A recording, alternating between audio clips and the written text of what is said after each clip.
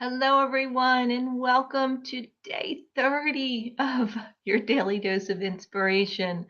I am Angela Joe, and I'm so excited, and yet I'm laughing because I'm like, how is it already day 30 of this journey together? So, thank you again, as always, for your words of encouragement and just your feedback. I just love being a part of this journey with you, and I'm so glad for those that have shared with me that it's made a difference this past month. So, without further ado, today's topic is about uniqueness, and that's uniqueness, YOU-niqueness,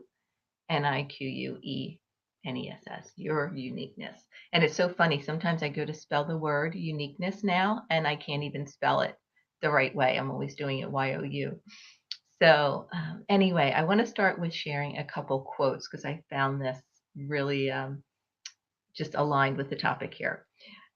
One is one of my favorites, Coco Chanel. She says, in order to be irreplaceable, one must always be different. And then Judy Garland says, always be a first rate version of yourself instead of a second rate version of someone else. And then Emerson says, to be yourself in a world that is constantly trying to make you something else is the greatest accomplishment. So some quotes to ponder there. So the title again is about bringing your uniqueness to the table. And as I was posting that this morning, it reminded me of a story back in 2000 when I was on a trip to Italy. And my youngest son was part of a concert choir for his school, and they had an opportunity to go to Italy for a tour in 4 different cities to sing it. Oh my gosh, they sang for the Pope at the Vatican and all different cathedrals, and they needed a few chaperones. So I know, somebody's got to do it, right? But it's funny, on a little side note, my goal was to go to Italy when I turned 40, and that was the year that I turned 40, and I wound up going as a chaperone. So we're on the bus. We were in Rome first, and then we took a bus to Florence. And that bus ride, I think, was probably about 8 hours or 6 hours. Don't quote me. But anyway, it was a long bus ride. And a bunch of us were playing cards just to, pass the time away. And we needed a flat surface. So I volunteered, got one of the books that I had and put it on my lap, and I became the table for the cards. So I'm not kidding you. We played for hours, hours on end. And so I had my feet, firm against the floor and had been sitting there for a couple hours. And all of a sudden, I just looked up after I got done dealing and I just said, I don't want to be the table anymore. And we all lost it. You might not resonate that funny right now, but we lost it because it was just so funny. I had been the table for so long. And some of my friends that were on the trip with me, with us together, we were like just laughing, and we still to this day say those words. If we don't want to do something, we'll go, I don't want to be the table anymore, in that kind of tone. So anyway, what's the moral of the story? So the moral is, when it gets to a point that you're doing something that you don't want to do anymore, and it's not about so much being uncomfortable, because being out of our comfort zone stretches us, but it's being more aligned with who you are, what you want to do, um, what you're supposed to do, or compromising yourself just to fit in or to be something. Okay.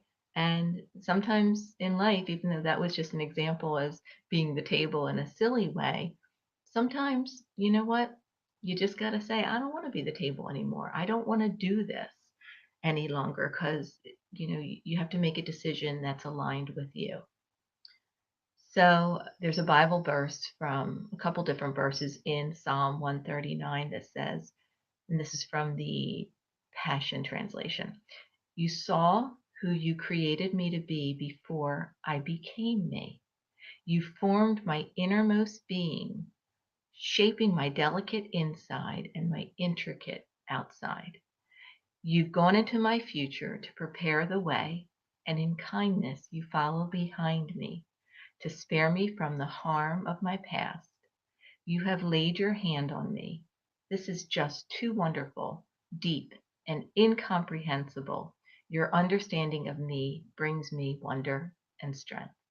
Woo, I get chills. I just love that. To think about God created you, God created me, God created each of us, knitted us together in our mother's womb, uniquely designed and created according to his image. So no one else has the same fingerprint, the blueprint that you bring into the world. So talk about purpose and intentional design. And when you walk in your purpose, embracing all that you are and called to be, there is a sense of peace, there is a sense of flow, and there's a sense of power. And sometimes when we're in a situation or in a position where we feel like our power is being taken away from us, and that only happens when we allow it to. But if we feel that and we're not really being who we are called to be or aligned with our core values, then we need to make some decisions to do something differently or to reevaluate the situation. There, a couple ways to actually walk in your purpose that and being unique is about finding out who you are. What are your strengths? What are your core values? Writing them down, writing a mission statement for yourself. I, have done this for years in creating a mission statement based on faith, family, friends, fitness, finance, and fun.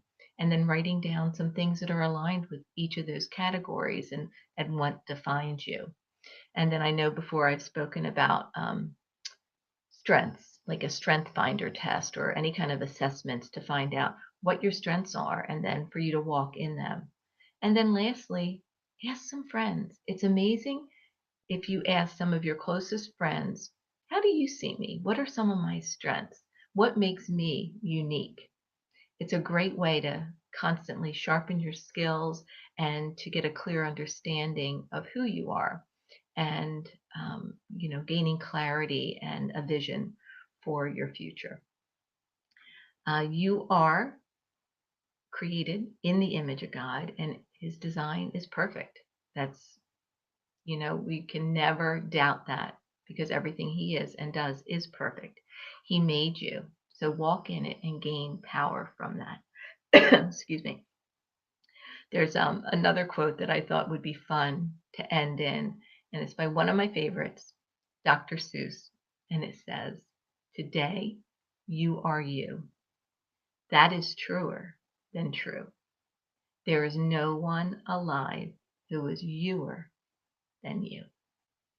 So thanks again for joining me today, and always remember, your talent is a gift from God, and what you do with it is your gift back to him and to others. So be you and be uniquely you. Take care, and I will see you tomorrow for our last day together on your daily dose of inspiration. Bye for now.